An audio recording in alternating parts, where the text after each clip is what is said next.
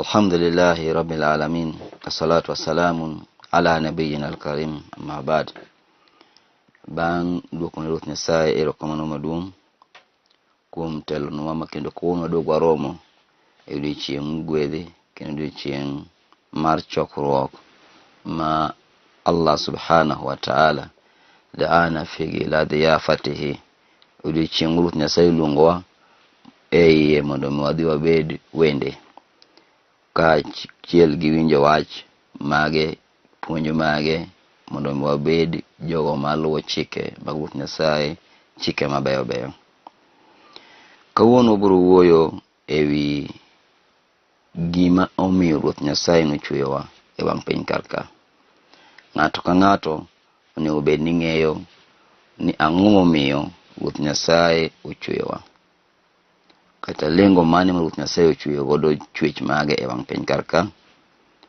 Ruoth Nyasaye wachonwa e buk mar Qur'an ni wama khalaqtul jinna wal insa illa liya'budun.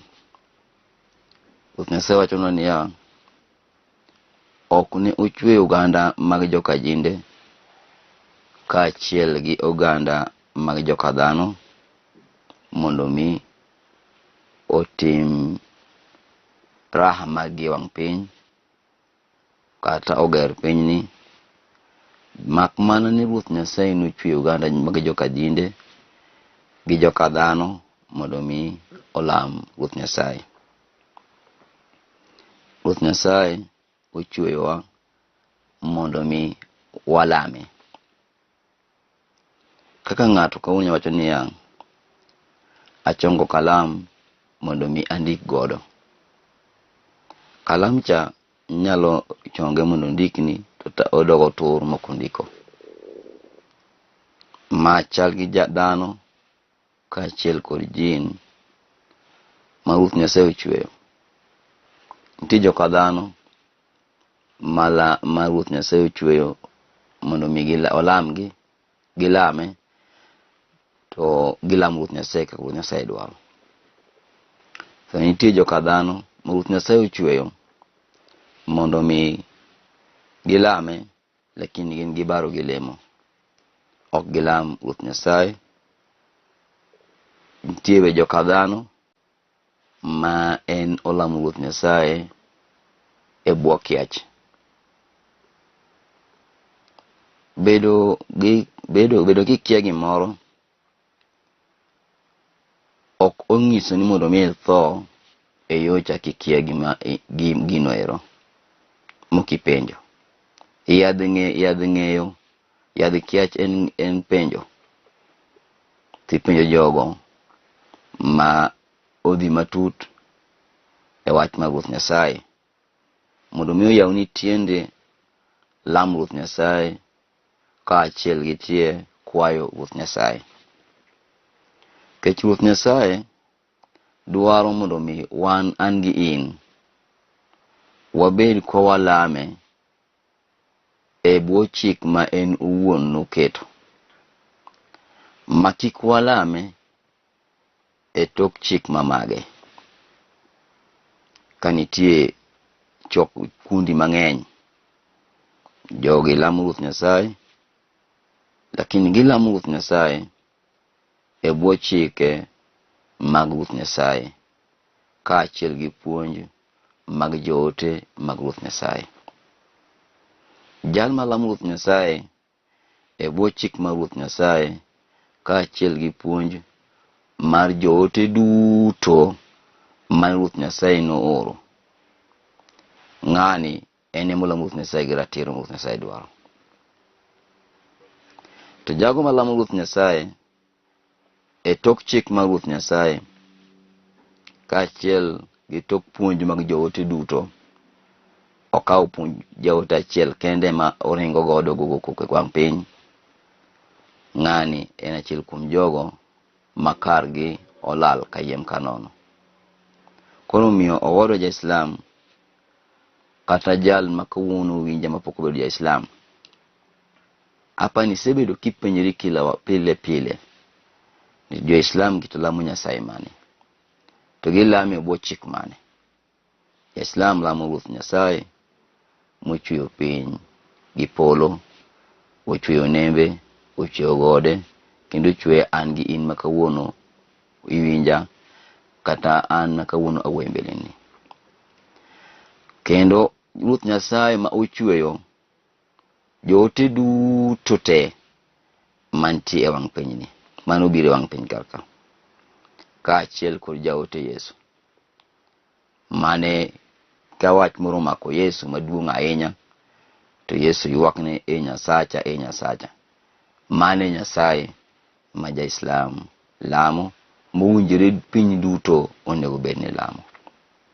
An gi in onego bed ni wan duto walamo Nyasaye no, kaka jaote Yesu bed ni lamo Nyasaye no ero, kaka jaote Muhammad bed ni lamo Nyasaye no ero, kaka jaote Musa bed ni lamo Nyasaye no ero. Koro kawuono kopo ni wakwedo lamo Ruoth Nyasaye, wakao lamo Muhammad, wakao lamo Yesu, ni makoro walamo kata ma wakwayo, to wabiro yudo ni walal, kata wabayo madhi ka Ruoth Nyasaye, kendo wabedo mabor gi chike mag Ruoth Nyasaye, kaachiel gi puonj mano oro goro jootene mondo mi obi ogolwa mudho katerwa ler. Joote tije gi kuomwa ni gibiro gichoponwa din. Giyudo ka walal, wane wang' piny ka walal, ok wang'e wach Nyasaye motegno. Bas gibiro irwa ginyiso ni Ruoth Nyasachu nyisou ni mondo mi ulame, to kodwa lame, lameu gi puonj kuchako ka tutieko gi ka. Gibiro gi puonj ma oromo, ma onge gimimedie kata gima ipunguza. Onego bed ni ikawe kaka jaote nokele, ma kik ikawe kaka pachi onyisi.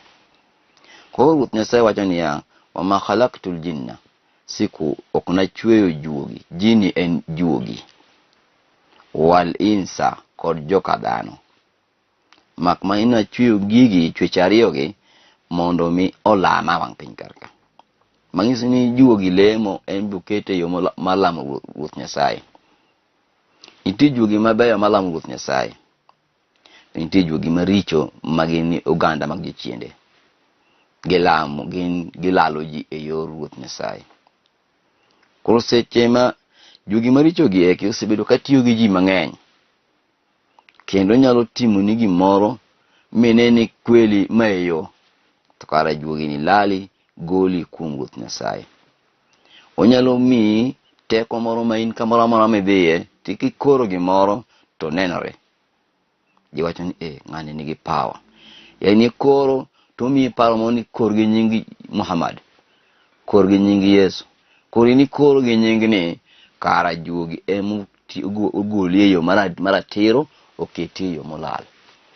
Nyaka chingi ko piny biro timo kamano ka ini koro ga kora kamano, jineno ka jineno ni jalemo motegno, kara ini ng'ata achiel kuom jogo ma juogi tiyo godo kuom lalo ji e bang' piny.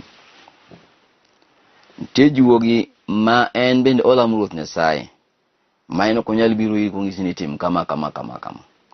Iyudo ka ng'at ma koro nyalo ng'isi ni bana chieng' ma kama ng'ani biro tho. Yani jishangan chieng' kochopo ng'ana tho adier. Yuzainu laka Allahu subhanahu wa ta'ala jahluka. Ibed king'eni jachien, Ruoth Nyasaye temo loso ni giri cha mondo obed maber mondo mi imed lal.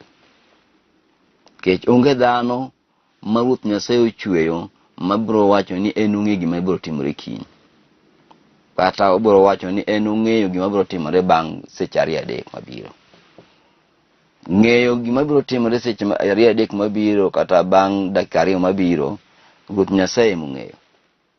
Kiro dhano madwa piem Ruoth Nyasaye ni en bende ong'e gima biro timore kiny, ma dhano malalo dhano wadgi. Kono miyo wadwa ja-Islam kata ng'at ma pok obedo ja-Islam, lam Ruoth Nyasaye gi ratiro, ma kik lam Ruoth Nyasaye kipondo e bwo juogi. Ruoth Nyasaye wacho ni nitie jogo ibuduni lamauru, wala ibadatu ismun jami'u likulli ma yuhibbuhu Allahu wa yardahu. Lamo Ruoth Nyasaye en gigo duto, en nying moting'o gigo duto ma Ruoth Nyasaye ohero. Gik moko mibiro timo ma Ruoth Nyasaye ohero iluongo ni lemo. Iluongo ni lemo gi dho Islam.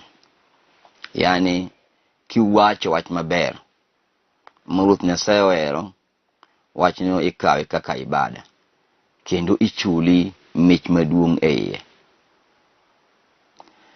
Kata koponi itimo tim maber momoro chuny Ruoth Nyasaye, tim cha ikawe kaka ibada kendo imiyi mich maduong' kata ichuli chudo maduong' e Ruoth Nyasaye.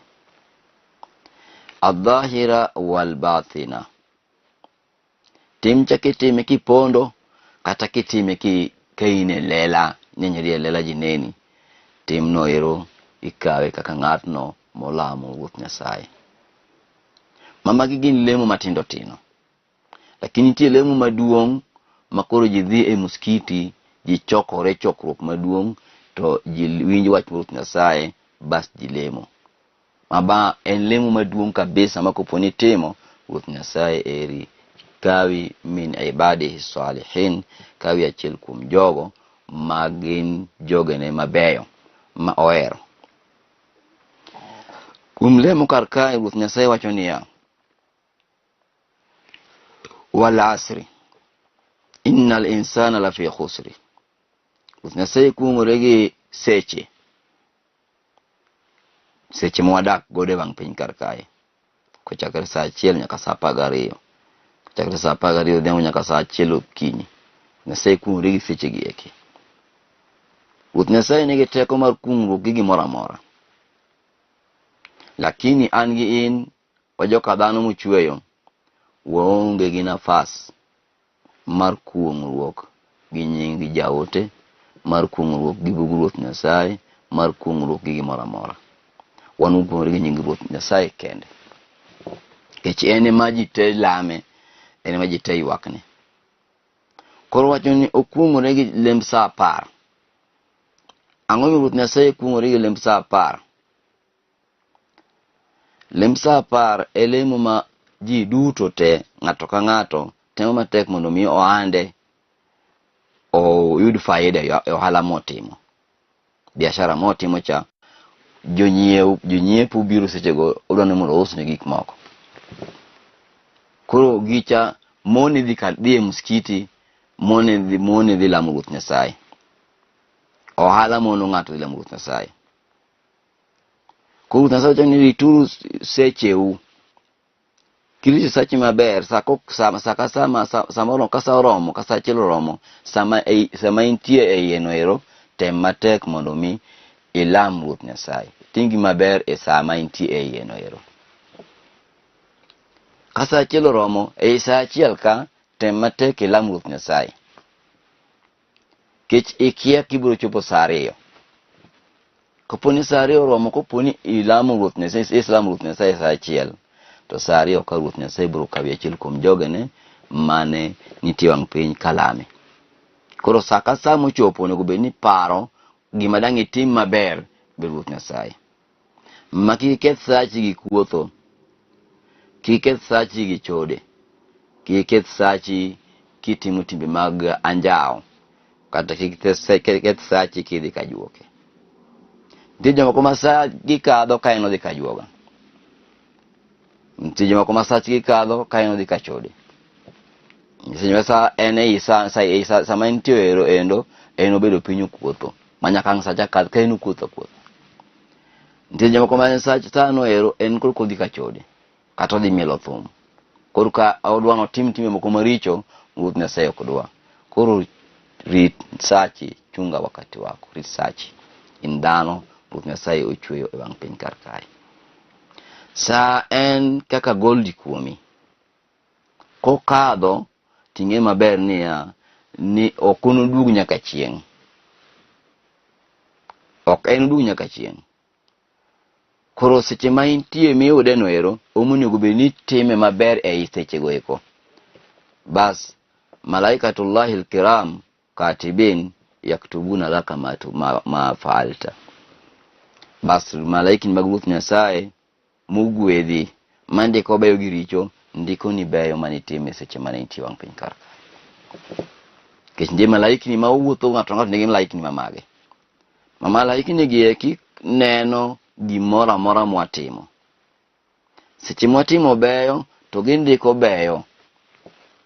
Nyiso ni wan joka dhano nitie buk ma watungo, bugewa mwatungo to kwang'e ni watungo buge nade. Buge moko mwandiko moko wang'e ni wandiko gi seche sadi. Koro chiengi ko piny kuburo mi bugi bas to isomo bug chande. Nitie jomoko mabiro mor gi bugegi. Giboluongo ni ha umukurao kitabia. Biuru mondo mi usom buga ni eki. An nang'e nadhi yudo buk, nadhi yudo ber e Ruoth Nyasaye. Nitie jomoko mako mi bugegi chiengi ko piny, gibiro kale kegi, gibiro ywak, kech bugegi oting'o mana richo, ok oting'o beyo kata matin. Koro nyamera kata wadwa mawinja sani kawuono, kama intie tem matek ilam Ruoth Nyasaye, ibed kilam Ruoth Nyasaye, itim timbe mabeyo mamoro chuny Ruoth Nyasaye, makik itim timbe mag anjawo maketho nying Ruoth Nyasaye, maketho chuny Ruoth Nyasaye kuomi.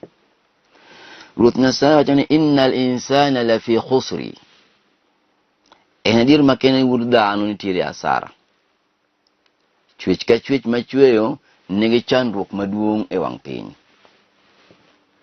Chwechgi gin chwech mage mantie wang' piny? Chwech mane lamo joote. Gin gi chandruok maduong' e wang' piny karka. Chiengi ko piny bende ginibed gi chandruok maduong'. Wang' piny karka endi obiro bedo gi ng'wandu nikech niundo ji mang'eny momiye sadaka kata omiye zaka, omiye chiwo marapar. Obiro bedo kata gi gari, obiro bedo kata gi pesa maber kabisa. Lakini chiengi ko piny en kar dak mare oikne mar mach, naru jahannam. En ramoki mar mach. Nikech gima noyalo nolalo ji mang'eny. Kata gima nopuonjo nolalo ji mang'eny. Koro kata seche mwapuonjo wach Nyasaye, onego bed ni wachungo kama wapuonjo wach Nyasaye, kata wabedo garita maduong' gi gima watimo. Kik ipoka chiengi ko piny, ogendini ubiro iri ka wacho Nyasaye, ng'ane manolalowa. Ruoth Nyasaye wan ok wadang' wadonjo mach kendwa, ng'ani ema ne puonjowa, ng'ani manolalowa. Kata an makawuono apuonjo kar kani, kupuna puonjo marach ahinya. Chiengi ko piny an adonjo mane mach, abed ramoki mar mach. Koro miyo an be chungo mo kik akawi aketi e mudho. Atemo matek mondo mi wachna ni ogol chunyi e mudho keti e ler. Mondo mi chiengi ko piny kik imaka ata imbe Ruoth Nyasaye ni napuonji puonj mabam. Koro wan jogo mapuonjo wach Nyasaye, kapok wang'e wach gima wapuonjo onego bed ni wapuonjo gima wan gadier ni gin tadie right. Kik wapuonj gini niya mondo ayud pesa, kata mondo mi ayud mwandu, mondo mi ayud gari. Puonj gima ing'eni kata ionge gari kata ionge pesa, ting'e Ruoth Nyasaye to er nikech itiyo ni maber gi ratiro ma en owuon odwaro. Tin ng'at ming'iso wach Nyasaye be kik iluwa kiushabiki. Lu wach Ruoth Nyasaye gi puonj mar Ruoth Nyasaye gi bwo chik mar Ruoth Nyasaye ka Ruoth Nyasaye dwaro. Mama iwacho ni koponi ilam Ruoth Nyasaye e tok chik, to mani ng'eni in gi tuo maduong' ahinya. Tuo ni dwaro yath. Yath en ni mondo ipenj jogo mong'eyo mondo mi opuonji, mondo mi ing'e, mondo mi wuog e tuo ni, kik ibed achiel kuom jotuo ma odak ka tuo e wang' piny ka nyaka chiengi ko piny wuok e piny ka ituo kabisa. Kech ng'at ma opuonji wach mar Ruoth Nyasaye to duoko mobam, olalo ji mang'eny. Kata ng'at ma opuonji wach Ruoth Nyasaye e yo moko riere, opuonjo ji to golo ji e yo maler, ng'ano olalo ji mang'eny. Koro chiengi ko piny, ng'ani en obed achiel kuom jogo magin ramoki mag mach. Jaote Muhammad wacho ni watakun nara allati waquduha an-nas wal hijara. Lururu mach ma ramoki mare en joka dhano kod kidi. Mach ma wanga piny kar ka kuponi bolo kidi e iye to tho. Mach ma wanga piny ka kibolo dhano e iye to tho. Obo wang' matin lakini mach odhi nego. Koro miyo mach machiengi ko piny kibolo kidi e iye koro ko bebni. Kibolo dhano e iye koro ko bebni. Chalo ka gibolo yugi matindo tindo ka. Koro miyo wadwa kamoro moro ma intie, wattaqun nar allati waquduha an-nas wal hijara. Bed buluru mach mara moki mare en ma joka dhano kod kite. To ramoki gi jok mabiro moko mach mokwongo gin jogo mane iketo obede wang' piny kar ka, obede kombe mag ni gin jopuonje mag dinde. Jok mani puonjo biro wang'e e wi mach mag jok mane puonjogi. Ibiro ng'at mane yalo ni malich ka odonje mach, ipenjo ni mana ng'ani dungi mane yalo wach Nyasaye, dungi mane puonjo wa gigi. Ong'ise ni napuonjou lakini an nokalo. An napuonjou lakini an nokalo timbe mana nang'iso kik uchodi to an nachodo. Nang'iso ni mondo kik umadh kong'o to an namadho kong'o. Nang'iso ni olam Ruoth Nyasaye to an alam Ruoth Nyasaye gi yo mobam. Koro miyo wadwa kamoro moro ma intie tem matek kung'is wach Ruoth Nyasaye, lu puonj mar Ruoth Nyasaye kendo imakri gi din mar Ruoth Nyasaye, wa abudullaha, lam Ruoth Nyasaye. Innal insana lafi khusri. Wod dhano nitie chandruok maduong' wang' piny kaka kod chieng' ko piny. Illa alladhina amanu wa amilu salihat. Jogo maonge gi chandruok kendo onge gi shida wang' piny kar ka gin jogo moyie gi Ruoth Nyasaye yie mar adiera.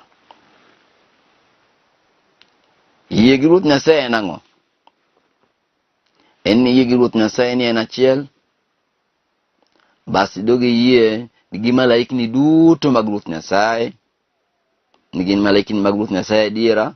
Keto yie magi kum malaikni mag Ruoth Nyasaye be ni gin tiere. To kelamgi elam Ruoth Nyasaye kende. Kelamo malaika ting'in donje mach. Dogi yie gi joote duto mag Ruoth Nyasaye.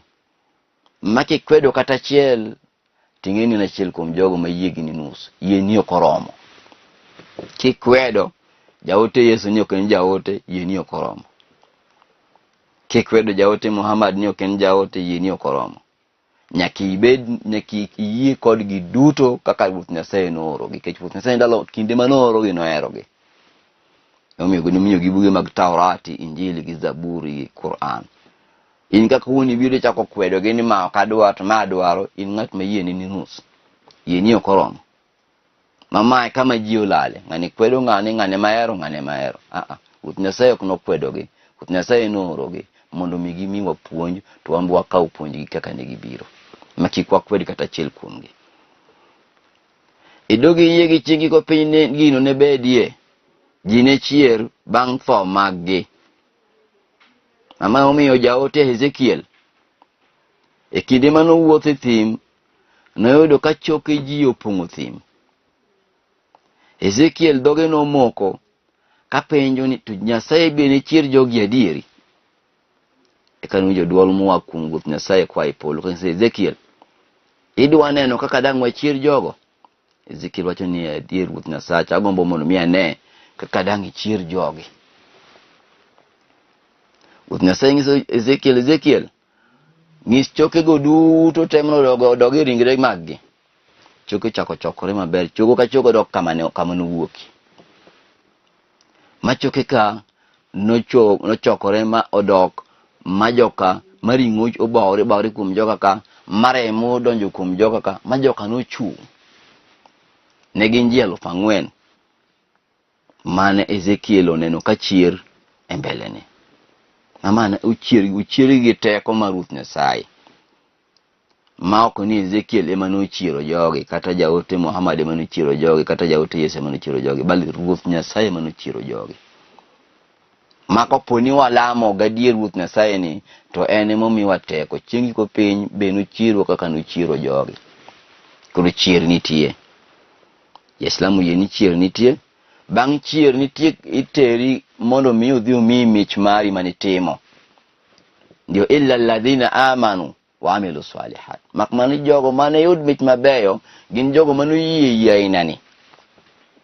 Wa amilu salihat, basto gitimo timbe mabeyo, gilamo Ruoth Nyasaye, gigolo sadaka, gigolo chiwo marapar kaka Ruoth Nyasaye dwaro, ok gigolo chiwo marapar kaka gin giwegi gidwaro. gigole bwo chike mag Ruoth Nyasaye, gilamo Ruoth Nyasaye gi ratiro ma Ruoth Nyasaye dwaro. Watawasaw bil haqqi watawasaw bis sabri. Basto ginso ji mondo ji obedi adieri makende, kendo ji obed garita makende bwo adiera ma Ruoth Nyasaye. Koro miyo wadwa ja Islam kamoro maintie tem matek ing'e Ruoth Nyasaye wacho niya ochwe oganda mag joka dhano, oganda mag joka jinde mondo mi olame. Koro alamu Ruoth Nyasaye mukhdi'ina lillah, muti'ina lillah, wabedo jogo ma bedo jok ma odolo chunje gi kuom Ruoth Nyasaye, kendo jogo mulu Ruoth Nyasaye, jogo maluwo wach mar Ruoth Nyasaye, malamo Ruoth Nyasaye gi ratiro, ma ok gilame gi yore mobam. Kik walame gi gombo mag piny ni. Ng'ato ng'e ni kama antie to rach kendo Ruoth Nyasaye ok dwa, lakini sadaka ma yudo kodanga we. Koro en otho ei sadaka, chiegi ko piny odhi bedo ramoki mar mach. Koro wadwa kamoro maitie kik itho e sadaka, tho e lamo Ruoth Nyasaye. Wa ila huna, assalamu alaikum wa rahmatullahi wa barakatuh. Bang' mano oyo gima Ruoth Nyasaye oketo maber, Ruoth Nyasaye otelnu ung'e adiera mamalo.